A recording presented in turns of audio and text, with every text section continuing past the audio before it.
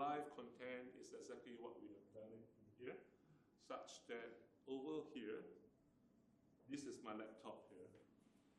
I'm showing you my laptop with a YouTube channel. So what we have done is that our webcasting is able to allow you to connect to the YouTube Live or Facebook Live, such that the audience are looking at it as we present. This was the previous content I'm showing now. So if I were to refresh the screen,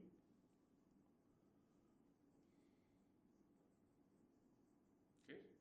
So I'm opening up my YouTube Live channel, and this is the current content we are looking at it now. Okay? So if you don't believe me, all right, I can just draw something over here, and after a few seconds, you will get updated on this screen. So we are presenting now. We can also be recording now. At the same time, we can also webcast live. So I just do a refresh. The annotation will show. See that? So this webcast live is for who to benefit from, like someone. Maybe if you are presenting, you want the public to watch. So someone that's not in the room. Correct. Yeah, correct. It can be anywhere. They are just turn on the YouTube. They can watch it from the link that you share. Of course, you can list it or unlist it. That depends on how you like to set up the YouTube channel. Yeah. So, very high chance that you guys may have some symposium or some speech from a visitor or VIP. You can always do that with this unit itself. So it's a very powerful unit. All right. The second content, which is what we are showing you here, is shown live. So as you can see from my YouTube channel, we are always showing the dual stream separately. This is the same as you do recording, right? You'll be recorded one file, two files. Okay? We can also set up such a way that if this room is very big, if the audience sitting behind cannot even see the screen here, we can set up such a way that I can turn on my streaming function and they can watch it instead of the big screen, they can watch it from my own personal device, right at the back. And that can support how many? Depending on the network. Because everything just joined to the same network, you can just watch from there. And they can also annotate their own notes on the device. They can save their notes on their own device. This is very, very useful if it's like 100 packs, 200 packs, where instead of just watching from the screen, maybe too small, we can watch live from the device and they can save their own note. What does that mean actually? When you say save their own notes, meaning that you just launch our app on the device. So whatever I've shown there, right, I will see exactly the same, right? And if I need to have my own note, right, I can just annotate over my own note and save it into my device without affecting the others. So this is an example where I'm using that screen. So I'm actually looking at exactly what Gary is doing on that screen right now on my device. Right? Yeah. So this is like the live stream of the session. Is that it? Yeah, it's a live stream. Live stream, yeah. Of my main content into the device itself. And so this device, the students, they will need to have the app. Correct.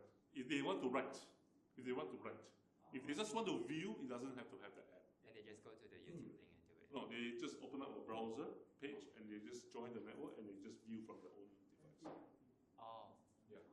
YouTube slower. If they want to write, then they have to use our app. If they don't need to write, they just want to view, they just open up a browser, they can just connect to the device, they view it. So if they want to write and they have to download, they have to have the app, and which is licensed? Or No, don't need a license. You can download free of charge from our website. It runs on your personal device. So that app can be run on the iPhone base or iPad base, or they can run from Windows base or Android base. Okay. That means just now when you said that there was a delay that was introduced, it's actually to the YouTube live stream. Because actually it routes to the public internet. Oh, okay. But as because you are not always comparing, you're not here to compare between the main screen and the, because these people that watch from here are away from our room, right?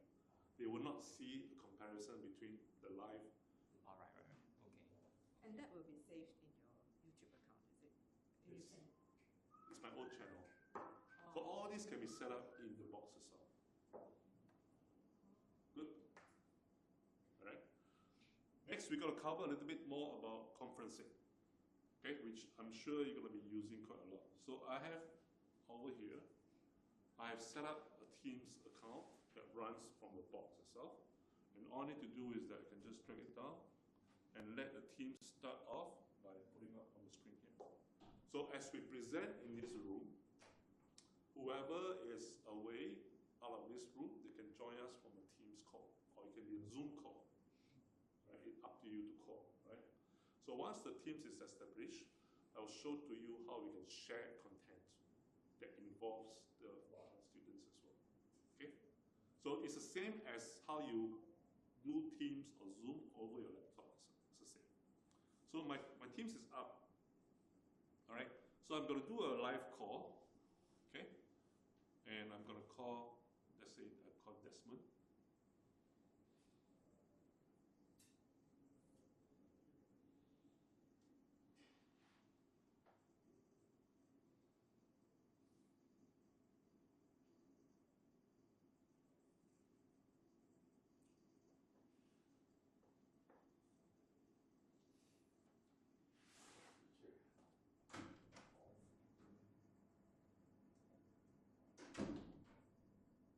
Where are you, man?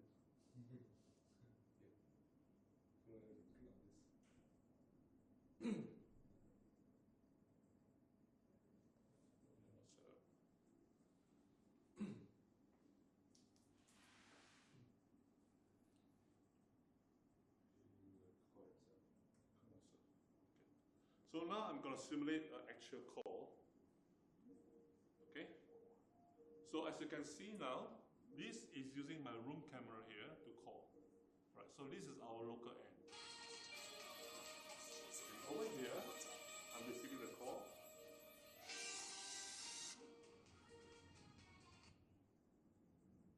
Alright.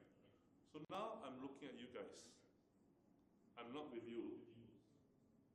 So I'm far away, but I'm looking at you guys to call. Right. So now, when we talk about content sharing, as you know, we can just do a share from here, right? Right?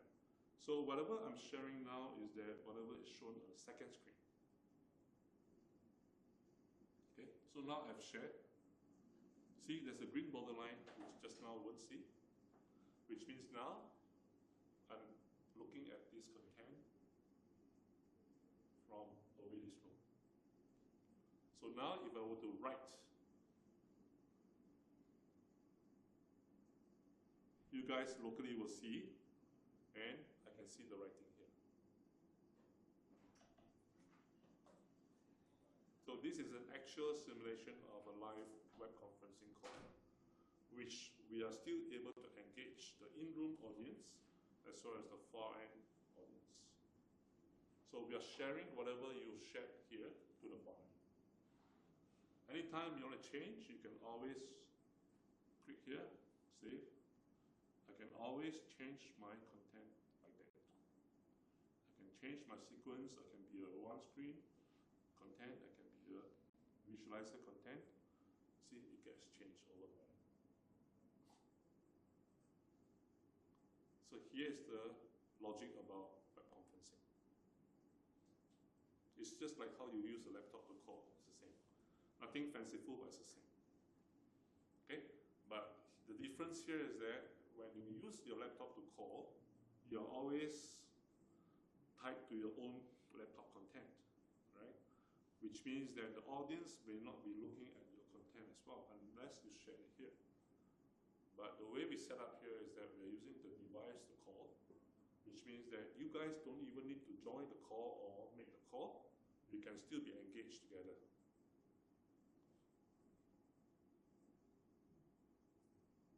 Right? As far as the file as well. So this is about the moderator station. Any question? If not, we're going to talk more about expanding the system. Okay? So we've seen our webcasting, it works. We have seen recording, it works. We have seen the team conferencing, it works. Alright? So now we're going to expand a little bit more, and this is what we're going to do, is we're going to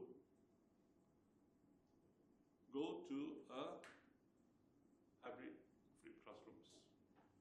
And this is, we're talking about a much bigger scale, where now it's simulating the same setup as we have in this room now. We have two master screen, 1 and 2, and we have left screen, right screen, and the back end. So now, if you were curious about what is currently showing there, I can just touch the screen here. It's exactly the same content over there. Alright, I can do a preview. If I touch the screen here, it's at the back of you.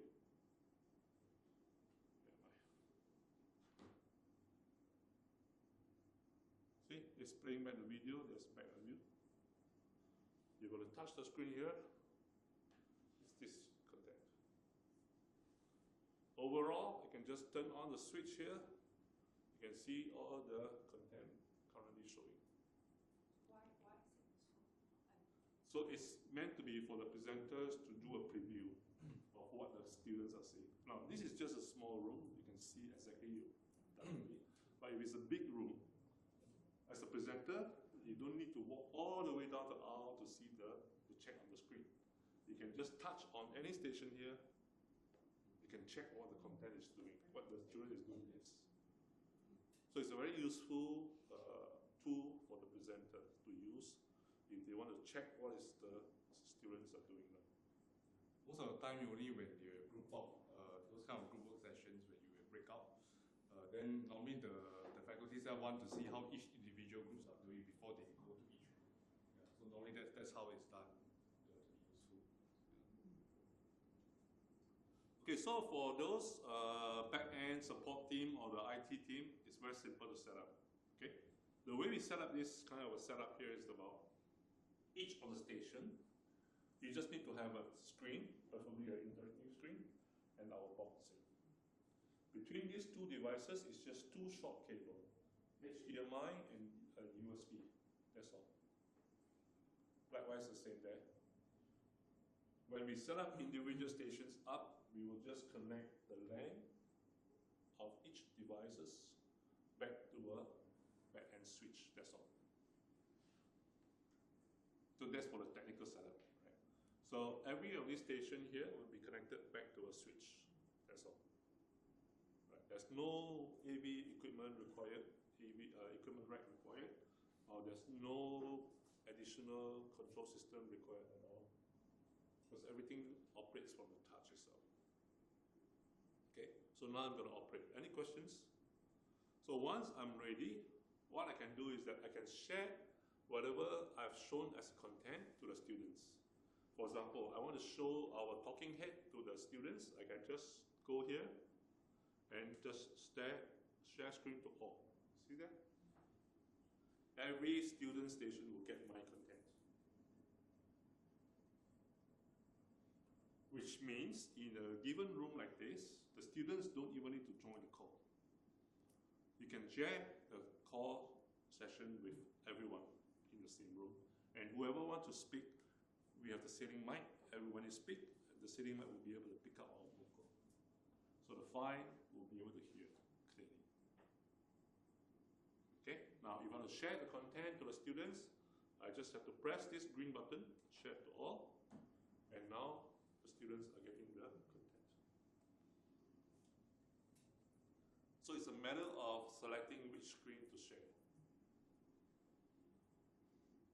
Okay, so now if I'm sharing this content to the students, we need the students now to collaborate with us. So what we can do is that we flip back to the content page.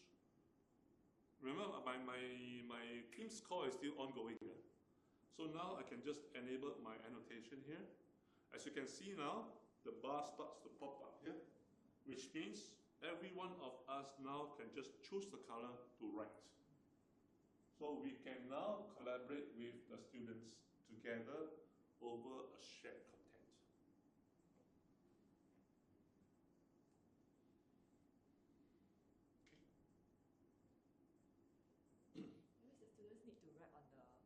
anybody can write. Correct, correct. Because they are on their own, they can discuss over this topic and then they can just write. And whoever writes, we are able to see and we are able to comment, and that's how we learn collectively.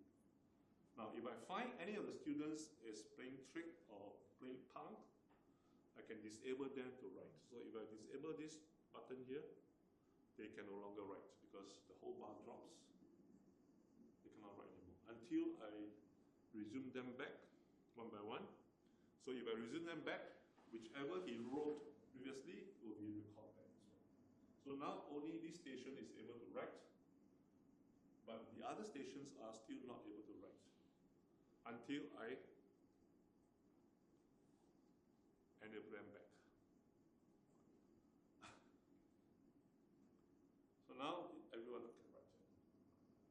So this is also a very useful tool for the presenter to collaborate with the students.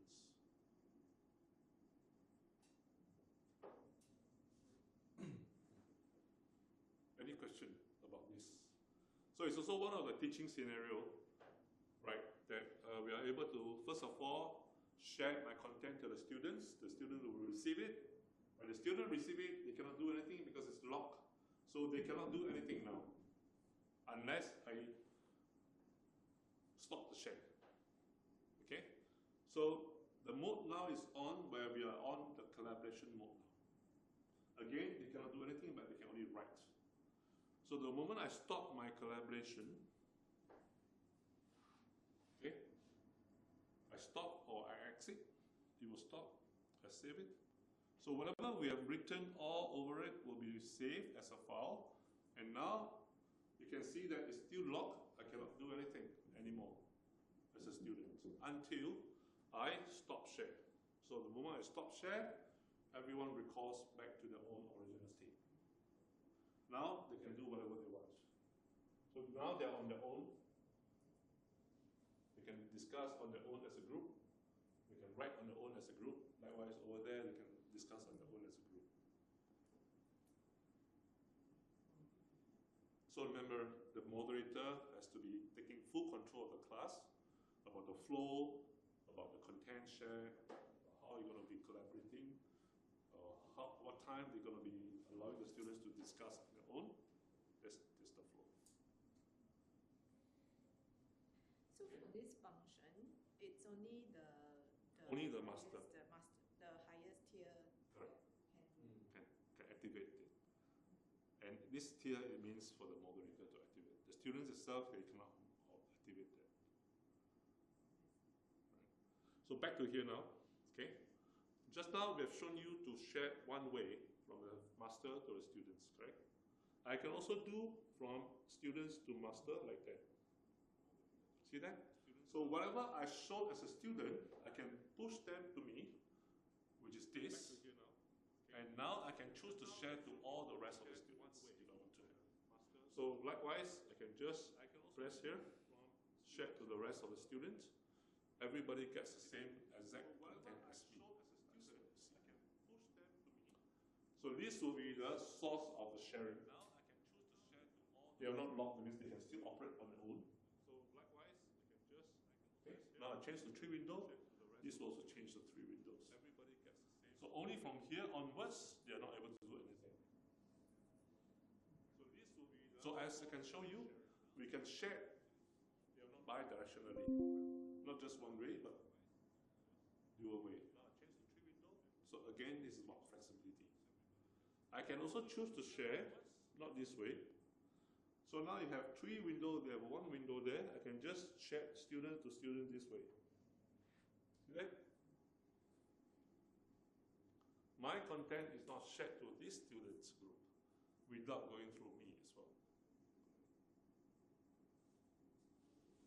But logically is that whoever students request to share, it will always come back to you first. Then you will decide who to share. Because as a lecturer, we believe that he has to take the full control of the class situation. Right? So we can show you that we can share bi-directionally or student to students at any time. said earlier, you can support one master station up to 40 slave stations. 40. So it can be a very, very big room with multiple stations. Okay? Now, so another scenario we can talk about is that just now we'll be sharing the open window content, correct? But instead, I can also share my document itself without opening from SANET. If I have a document from my USB thumb drive, for example, I have a picture file. I just press these two windows. See, this is my PDF, my picture file from my USB. I can just push out to the student like that, without even opening up as a content here. So I have two choices. Either I share my SANET content or I share my document.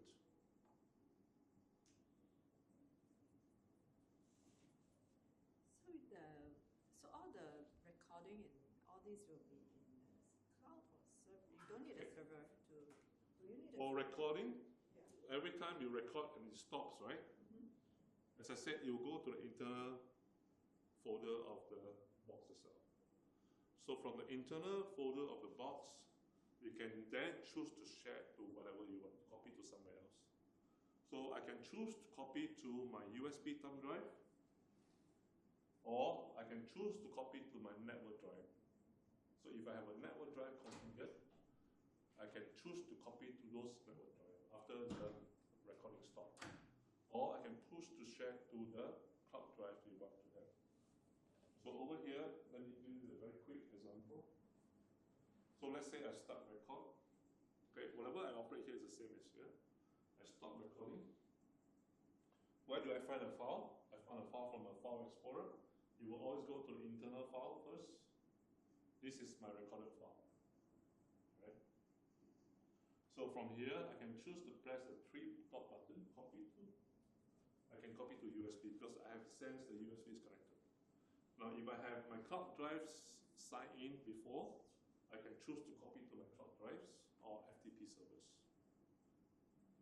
In the school environment, generally you set up using a network drive or FTP server. So it goes to a public location that everybody can see it to. Can this be a default setting that you are recording directly into the network storage? For now, you have to copy to somewhere. Or it always has to go into the box first? You go in the box first for now, but we are looking into developing such that you can choose the destination. Oh, I see. So in future version, you're going to be choose to copy to your network drive or FTP servers. But for now, you have to do it manually. As you're using Panopto, you're using Panopto? There is a Panopto, we don't always use it. So we also can integrate with Panopto because it's already ready for us. We can integrate with full Panopto service such that you can use the recording, you can use the Panopto storage platform to start a scheduled recording. So we regard this box itself as a remote recorder. So from a Panopto, you sign in, you can set up a time where you want to start the lessons, you can do the full recording. After you finish, it will be posted up to your platform again for the students to watch. So yes, we can integrate with Panopto if you're using Panopto. Right. So whenever you have our unit here, you get a very powerful unit itself because from a single box itself, you can do multiple tasks and multiple functions. My new question. These are touch screen. What is the lifespan? Okay. Before it starts to go kind of wonky. Then we talk about products now. Generally, technically, a touch screen can have multiple types. Alright. So like this touch screen here is what we call as the IR infrared technology, infrared type. So it depends on the light conditions, such that it will affect your sensitivity. Alright. So IR type is one of the type. Second type is called the resistive touch, and the third type is the capacitive touch. So the capacitive touch is so much accurate than the IR than the resistive. Generally, depending on the brand of the panel itself, they have specified a certain number of touches or lifespan, right? How many years you can have a so-called. Out of curiosity, is it a top-end touchscreen screen? How many years is that? Generally, I would say 5 years is not a problem. 5 years Yeah. max. Yeah. Some of the screens allow you to change the overlay. Touch is just an overlay. So if you have a normal screen, you can add an overlay to add a touch itself. And that touch overlay can be a third-party overlay. Right, can be done. So whenever your touch no longer is sensitive enough, you can change the overlay. Change mode machine. Yes. Then the other main question, the wireless network, is there an assumption about how stable it is? Okay. I don't know. So right now, whatever we set up here is through a wired network. Wired network. So whatever I shared content station to station just now, it requires you to run from a wired network. Because whatever we are sharing, we are doing streaming. Technically, we're doing streaming. So we're streaming content from one station to the other. And it's always more reliable to use a wired network. All right.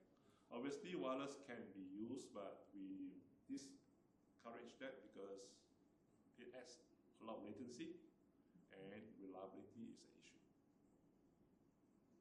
Right. Just like you connecting your laptop content to the screen, I would assume 99% you use a wire, correct? HDMI. Right. Of course, wired is always the most preferred method. It's the most reliable and stable. Right? But nowadays, because our wireless technology is improving a lot, right?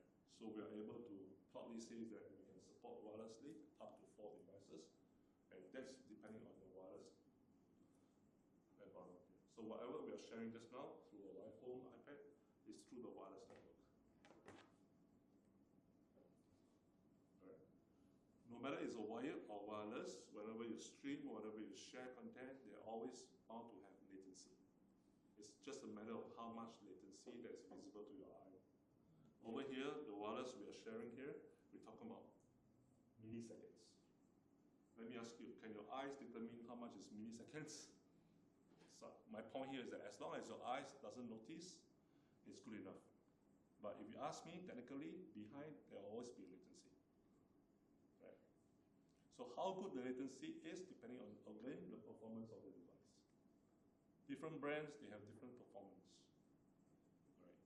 So we can proudly say that we can do 4 devices at the same time, which means that we have tested against all our competition, and we are proudly say that we are able to be supporting 4, where some of our competitors is only supporting 1 at a time. So all these teeny-weeny things plays a part. But you give a question, at least you ask the rightful questions about wireless network or wired network. So let's say for whatever reason the wireless down, then we can still cable it. Right now, our boxes here can support up to 3 networks at the same time. So over here, if you look at behind here, we have 2 wired ports and 1 wireless port. So we can configure 3 networks. If you don't believe me, this is our internal settings under the network side. You have LAN 1, LAN 2. This is our wired network. You go back to your infrastructure. Currently, I'm only using LAN 1. If I want to use LAN 2, it's also possible. And then I have a wireless LAN. Wireless LAN means that I can connect to your gas Wi-Fi, to support AirPlay and all this. Why we have 2 wired networks is because in some corporations, they want to separate corporate LAN as one network, and maybe an AV LAN as another network. Then these screens can connect to the class, to the clinic. Very complicated. What they mentioned, they indicated that an external visualizer, for example, external camera outside, they can still see the. Yes. So the clinic side will have to change the camera, right? Actually, not really. I think If it's an IP-based camera already, then it can already work. yeah, that can be done. That can be a deal breaker, right? It cannot connect clinic, cannot, right? But can We saw our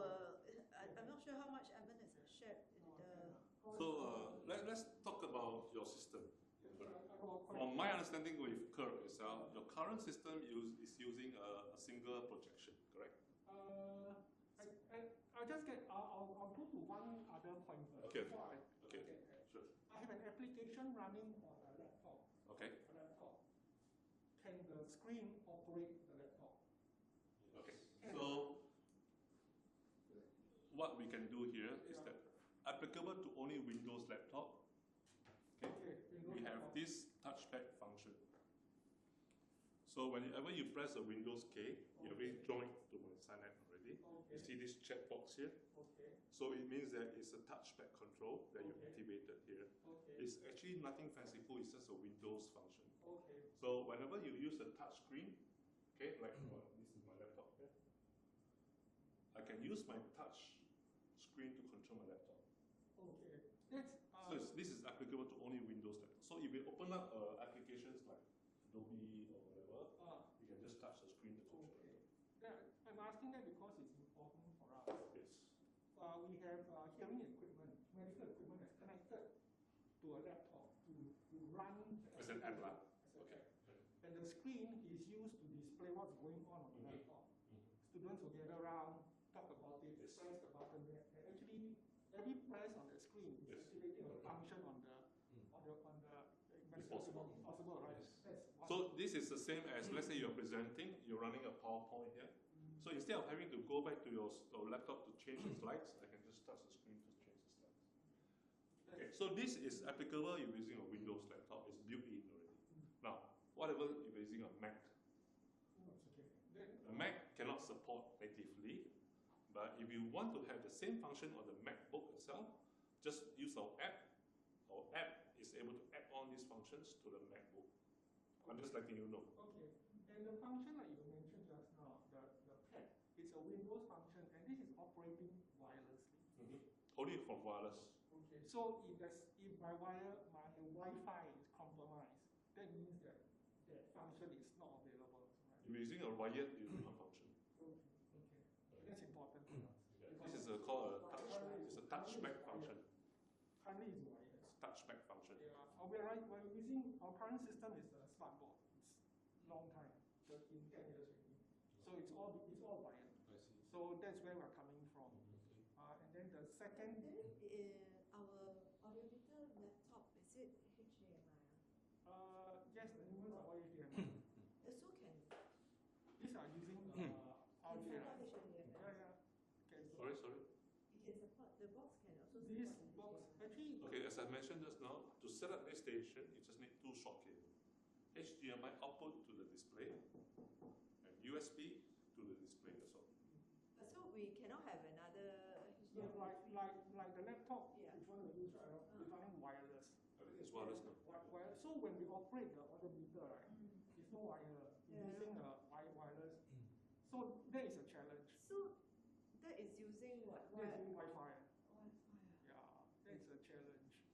And that's a very crucial factor. Because if the Wi-Fi goes down, it means we can't run the 5, app. 6 stations. Network is very important. Yeah. Yes. Yeah. So I think that is why. Actually, no, you don't say that if the wireless network is down, you cannot use. Because for Windows, all right, it behaves differently. Okay. So for Windows to join to Synapse, you don't need to be on the same network, you can cast. But to operate, say the operator, right? Say I've got no Wi-Fi now, nothing now. Yeah. I've got one laptop, Yeah. there's an application running, Yes. operator is clicking on the screen Yes. to activate the software that's on the laptop. Is that possible? Does the software requires network? The software doesn't require. It's a Okay, standalone application Yeah, that's just running. can work. work. Can work. So it's a direct connection between the laptop. Direct. Right. Yes. Wirelessly, yes. Nothing else involved. Virtual, yeah. It's all using virtual adapters. Oh, so that one is possible. You say your HDMI in. Alright? You have HDMI in. Possible. Yeah. So on this model, we have HDMI in. That's his question. Yeah. So meaning that if, let's say, somehow or other, your wireless network is not stable, you just want to play safe, you can always stand by a HDMI cable. But the HDMI does HDMI cover? Touchback. No, right? Yeah, that's right. No, actually for you to touchback, right? Because let's say you get an interactive screen. Yes. So this screen you can connect directly HDMI and USB to your laptop. You Okay, so that's This is a backup, you can have this are backup. You need two cables, huh? So now we are running. So what you're suggesting is two systems. One system like his, and then another system for us to run the application safe. I mean, safe. That one is like when you want to Backup. system Backup. down, you still can have this. Okay. So generally, we have HDMI in here, such that you, Display, in case your wireless doesn't work, you use the backup cable to connect. That's for display. You know, some of the touch screen they have a USB Type-C, so you just get one USB Type-C connect to laptop. You also can have a video and a touch together. Oh, I see. Yeah, This that's is backup. Let's try two cables of what we're doing now. Our current setup has a laptop that's running USB to a touch screen. So that's stable. I mean, that's what we're doing. So it can replicate the same from what I hear without the cable, right? Yes. Okay. Our station currently, every station has the LAN point or not? No, right? Every station got laptop. It's individual. We use either LAN or we use Wi-Fi, one or the other. But every station has a LAN port. So I assume that the way your room is being set up is that individual station is on their own itself. So they cannot do anything just to connect it. Oh no, we can do the same thing. We can Yeah. switch, we can share screen, we can do everything like that. But not as fanciful as yours. Yours is really fanciful. But the ability to send from each station to another screen, all that is possible. Possible. Possible Okay. through a controller. Yeah. Your control system. Simple Yeah. controller. Yeah, so the back end, I understand from Kurt, is that you're using a switcher, right? There's a switcher. HDMI switcher. Yeah. So the other thing that our classrooms boards can also cast the live view of the camera in the clinic. So that is where somewhat like a dual screen. I can one screen see the view of the clinicians doing, the other screen is displaying the clinician's computer, what they are actually. Possible. If you have a camera from a clinician, you can always stream down to the system. Here. Cameras in the clinics mounted through the fiber optics, right? I mean, it's Fiber. yeah. From one building to another, it's quite far away. Or is it on the network? It's not network. It's not on the network. It's a hardwire. Small switches. So how is that? I think that is the main thing that we want to consider to make sure. I think the proposals that have been tabled for us is either IP wireless using your IP address, or if we want to be able to still utilize the fiber cables. Then Mr. Kerr was suggesting endpoint using RJ or something like that. But the important thing is that we must be able to see the clinics Of course. in our Yeah. classroom. How many signals are there? Only one, right? 5. Yeah. So I think the same screen can also cast 4, right? If you want to, or you choose 2 or 4 concurrent different clinics. But in a hospital side, once we touch a hospital premise, any network is not possible. So that is our challenge. We cannot penetrate the network part. The academic side, the NUS side is fine. I'm talking about NUH. Yeah. So that is the biggest challenge that we still have to use the fiber. It's technically possible. It's just how we can integrate and connect them to us. It's about connecting to us. I think that's not an issue because if we continue using the fiber cables, right? Then that's not. So the other thing is also our smart classroom is all soundproof. So cabling, anything that have to change, we have to minimize as much as possible and not changing.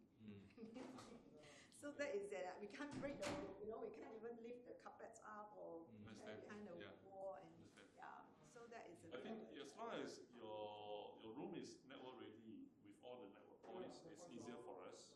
As I said earlier, within one station itself, it's just 2 short cables. That's all. And likewise, in that station, it's the same short cables. So does it come? The system comes with the microphones or not? No, it has to be integrated through them as a system.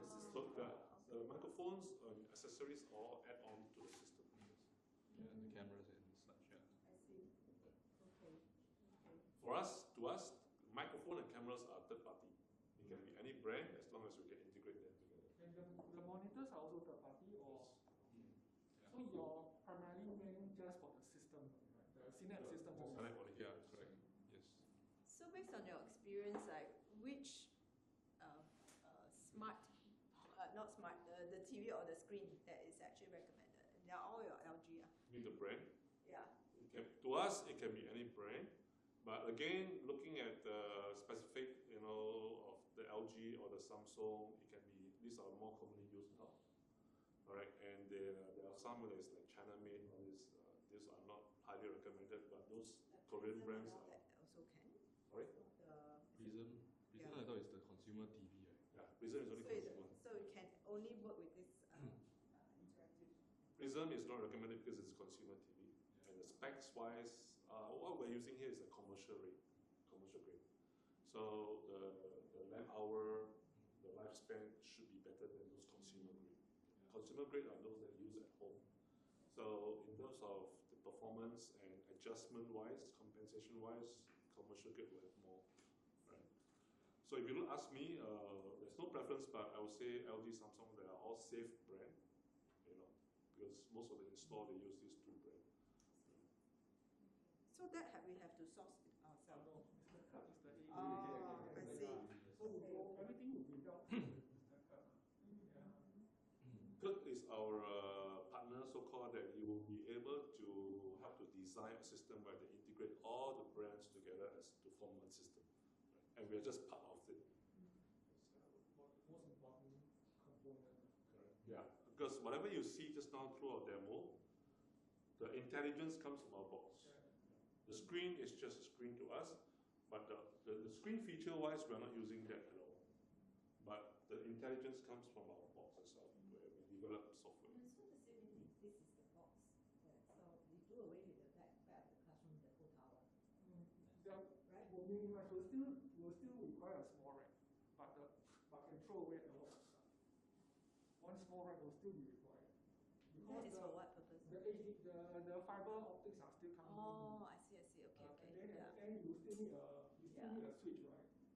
Yeah. Still, like you said, all this will go back to a switch. Network switch, yes. Network switch. Yeah. So at the minimum is still a small rack. Now we've got like big racks. Yeah. Okay. But it's small. I think it's going to be very small. The noise level. Just put the sound isolator, right? Yeah, because racks got a fan.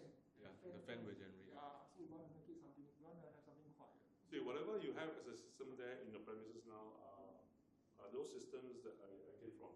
Oh, yeah. So those are those conventional systems, right? We have a lot of switches and cablings that are add on as one system.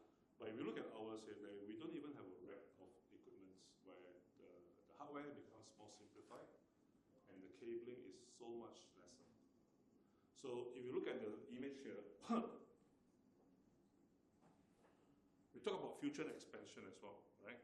So currently I have 4 stations here, all right? If anytime you want to expand to more stations, you can just add on with just a network point available for us without disrupting the whole system here. So expandability for future expansion is so much easier and quicker because I can just duplicate the same stations to add more boxes. And I just need to copy my settings from one box and then clone it to the rest.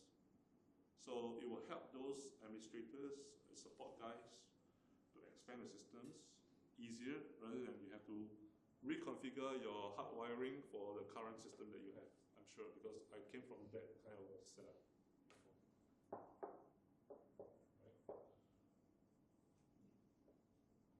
Clear? Just a little bit of information. Our unit here are warranted for 3 years. Okay. All right, but if you want to have extended warranty, we can allow you to purchase for 5 years extended warranty. So as you can see, every quarter we will release firmware to basically add on more functions. Whatever you see now may not be the end because we are always constantly adding functions to it.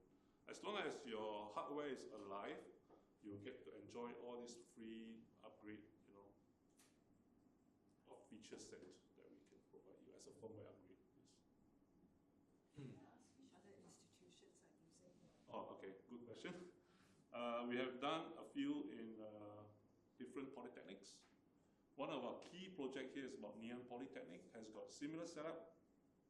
One master with 5 student group station, up to 64 classrooms. We've done it in Singapore Poly, Nanyang Poly with such a system here. We have done it in NUS, NTU with just not a matrix, but a single station system as well. So NTU, NUS, ITE, all these have our Synapse solution. We've done Certis Cisco. Certis Cisco, they have a training facilities. They have also used such.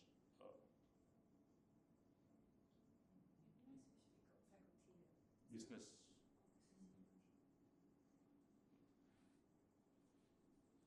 NTU also quite use of it for recording.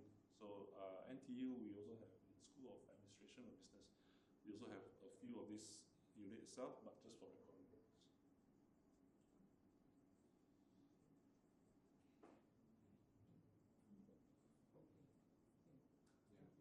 Thank you so much. Yeah, thank you. That's a very clear presentation. Yeah, hope that we can meet your requirement. You know, feel free to discuss with us or with Kurt about how we can integrate your current system into it. We work through Mr. Kurt, because he's the supplier, right? Yeah. Anything that we need directly from Right. you, we'll contact you directly. Yeah, yeah. If you need any contact with other schools in terms of like understanding, I can definitely link you up. Okay. Yeah, just so that you can also hear from the people who are You're using it. using it, yeah. And users. Yeah. Okay. Yeah. Questions? Okay. How do you think about system that you see? Yeah, I got one. Any comments? One Sorry, question. sorry. Just now, when you all use the whiteboard function, right? I just want to know how come this panel, the input responsiveness is so much better compared to the big Oh, one. you saw observe. Oh.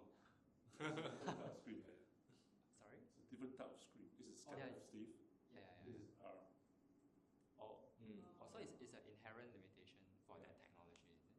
The type of screen plays a part. Plus, whatever we connect here is an apps that we develop into the screen itself. It's not an inbuilt app of the screen. So it's an additional layer that also plays a part. But if you compare against just the screen itself, you can see a difference, right? This will be better because this is a capacitive touch. This is RR touch. So you'll see some latency also.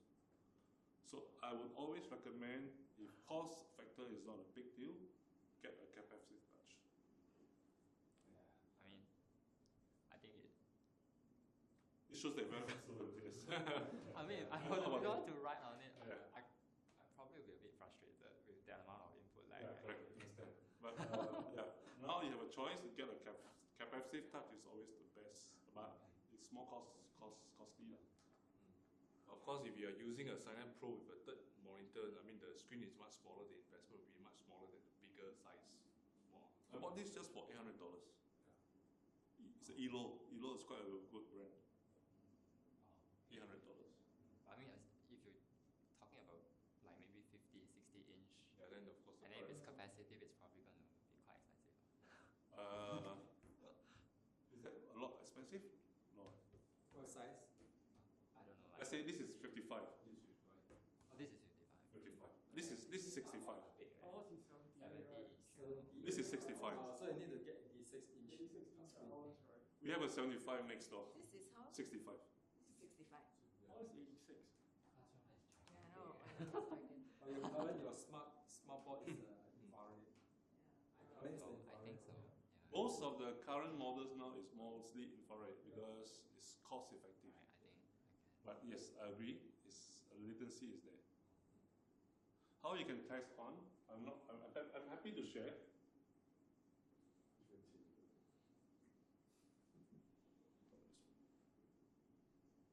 See when I touch, right? You see there's a gap here. Yeah, this is the latency. Right? Probably a better one. See? There's not much of a gap here. That's the screen difference. Yeah, actually, for this touch screen, you can try few brand. Some of the brand already improved.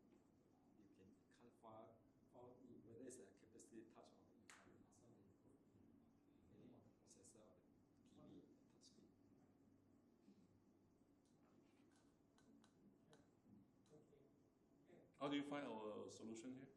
Does it fit your needs? I'm curious. Yes, I think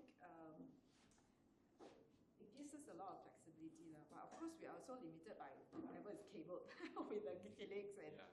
and you know, the classroom itself. Yes. Yeah, it depends on whether the system we like it, whether it can fit into what we are currently Okay. have. We Okay. cannot do this, we cannot do that. Okay. So I think that is the main challenge. Okay. Okay. If someone's like, oh, I like your system, but I have to tear down something, then fit it. Wow, that is then Okay. it's not possible. Okay. Yeah. The good thing is, I think you probably don't have to tear down. I think it's just identifying how it will work together with your existing the fiber optics in your clinical room. Yeah. Yeah. Probably, I think Kurt will be able to help you best. To Yeah, identify. so yeah. Yeah. Design a system. It can be done technically. It can be done. It's just how we can Just how- compromise this. Yeah. I'm quite sure. Because you already have your network points in each station. I think it's quite. I think that's the biggest hurdle. That is the Yeah.